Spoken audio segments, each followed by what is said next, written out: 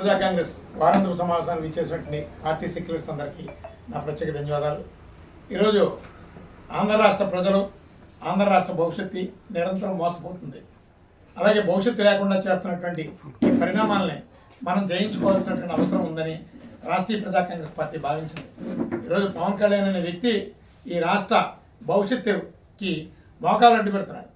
వాస్తవానికి ఏంటంటే తిరుపతి వెంకన్న స్వామి లడ్డు కలుషితం అయింది అనే విషయాన్ని ఒక ఉప ముఖ్యమంత్రి స్థానంలో తప్పు జరిగిందని చెప్పకుండా తప్పు చేసినటువంటి వాళ్ళ మీద బాధ్యుల మీద చర్యలు చేపట్టకుండా దానికి ఒక విష ప్రచారం, నేను హిందువుని, నా బిడ్డ హిందువు, అలాగే ఒకప్పుడు నేను బాప్టిస్ట్ని అని నోటికొచ్చిన ఉపన్యాసాలతో ప్రజల్లో ఒక విధమైనటువంటి మత సామరస్యాన్ని విచ్ఛిన్నం చేసేటువంటి ప్రయత్నాలు చేస్తున్నాడు. మొట్టమొదట పవన్ కళ్యాణ్ తీరు మార్చుకోకపోతే ఖచ్చితంగా ఈ ఆంధ్ర రాష్ట్రంలో ప్రజలే గుణపాఠం చెప్తారు. ఈరోజు యువత దారి తప్పుతుందంటే పవన్ కళ్యాణ్ లాంటి నాయకులే ఈరోజు ఆంధ్ర రాష్ట్రానికి ప్రమాదకరంగా మారారు. రోజు ఏం సంకేతాలు ఇస్తున్నారు మీరు? హిందువులు ఇళ్లలో నుంచి బయటికి రండి, ఊరుకోకండి, గొడవలు పడండి, ముస్లింస్కి జరిగితే ఊరుకుంటారా, క్రిస్టియన్స్కి జరిగితే క్రిస్టియన్స్ ఊరుకుంటారా అని నోటికొచ్చినటువంటి వాగ్దానాలతో ప్రజల్ని రెచ్చగొట్టే వాగ్దానాలతో శాంతి భద్రతల సమస్యల్ని మీరు సృష్టిస్తారా? మీరు ఇష్టం వచ్చినట్టు మీరు సమావేశాలకు వెళ్ళి నేను క్రిస్టియన్ని, నా బిడ్డ క్రిస్టియను, అక్కడ ఆ మాట, ముస్లిమ్స్ దగ్గరికి వెళ్ళి అక్కడ కూర్చొని అక్కడ ఒక మాట, హిందువుల దగ్గరికి వచ్చి హిందువుల మాట. మీ యొక్క మాట్లాడే విధానాన్ని, మీ యొక్క రాజకీయ కలుషితాన్ని ప్రజలు గమనిస్తున్నారు. లేకపోతే ఈ ప్రభావం ఖచ్చితంగా చంద్రబాబు నాయుడు గారి మీద కూడా పడుతుంది. మీ కుటుంబంలో ఉన్నటువంటి వ్యక్తి ఇక్కడ అన్ని మతాల్లోని గొడవలు పెట్టేటువంటి ప్రయత్నం చేస్తున్నాడు. అయినా సిగ్గు లేకుండా భారతీయ జనతా పార్టీకి ఈరోజు హిందూయిజమే ఎజెండాగా ఆ పార్టీ ముందుకు వెళుతుంది. గోమాతని ఒక బ్రాండ్ అంబాసిడర్గా చూపిస్తుంది. ఈరోజు గోమాంసం తినండి, నేను తింటాను అని చెప్తున్నటువంటి వ్యక్తిని మీ కూటమిలో ఎలా పెట్టుకున్నారు? సిగ్గులేదా భారతీయ జనతా పార్టీకి? భారతీయ జనతా పార్టీ లాంటి పార్టీ ఈరోజు ఈ యావత్ హిందువులందరినీ మోసం చేస్తుంది. అలాగే ఈ హిందువులను మోసం చేయడానికి మొట్టమొదట ఏపీ అండ్ తెలంగాణలో పవన్ కళ్యాణ్ రూపంలో ముందున్నాడు. అందుకని ఈ ఆంధ్రప్రదేశ్లోని తెలంగాణలోని ఉన్నటువంటి యావత్ తెలుగు వారందరూ, అలాగే యావత్ హిందూ సమాజం అంతా మొట్టమొదట ఈ పవన్ కళ్యాణ్ సినిమాల్ని హిందూ సమాజం బాయ్కట్ చేయాల్సిన అవసరం ఉంది. బాయ్కట్ చేయకపోతే ఇలాంటి వాళ్ళకి బుద్ధి రాదు. వాళ్ళు పాడింది పాట, ఆడింది ఆట అన్నట్టుగా నోటికి వచ్చినటువంటి వాగ్దానాలు, నోటికి వచ్చినటువంటి పిచ్చి ప్రలాపనలతో ఈరోజు రాష్ట్రాన్ని పొల్యూట్ చేస్తున్నారు. రాష్ట్ర భవిష్యత్తుని సర్వనాశనం చేస్తున్నారు. ఈ ఆంధ్ర రాష్ట్రాన్ని బాగు చేసుకోవడానికి మనమే సమాయత్తం కావాలి.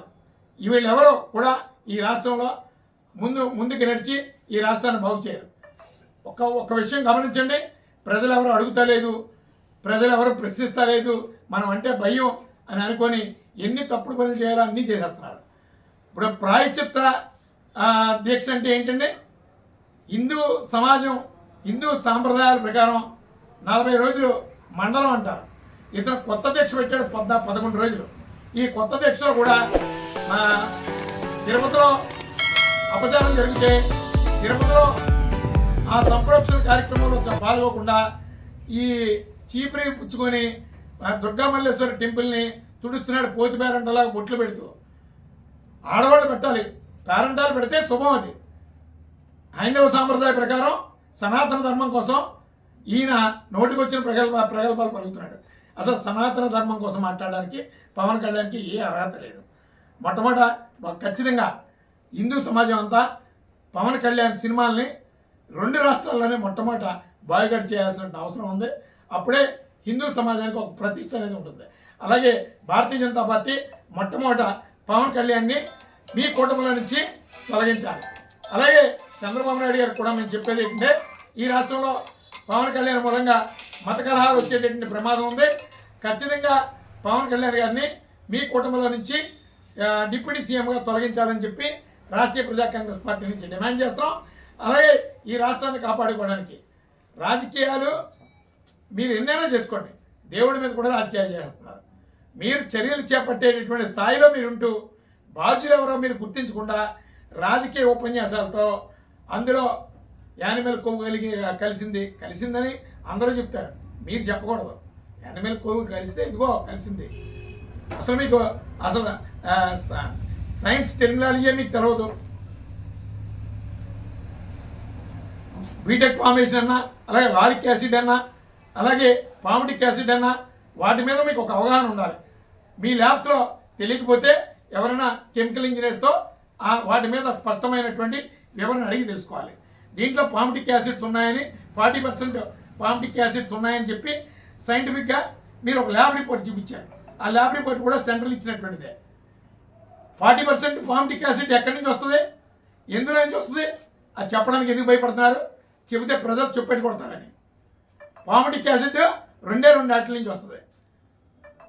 అది కూడా పర్సంటేజ్ ఆఫ్ గ్రావిటీ చూస్తే పామిటిక్ యాసిడ్ పందికో పొత్తుగడుపు నుంచి తీస్తారు. అలాగే మరొకటి పామిటిక్ యాసిడ్ 23% పామాయిల్లో ఉంటుంది. కానీ ఇక్కడ 40% వచ్చింది టెస్ట్ రిపోర్ట్లో. దేంట్లో నుంచి తెచ్చారు చెప్పడానికి భయపడతారే? మీరు హిందూ సమాజాన్ని సర్వనాశనం చేయడానికి మీరు కంకణం కట్టుకున్నారు.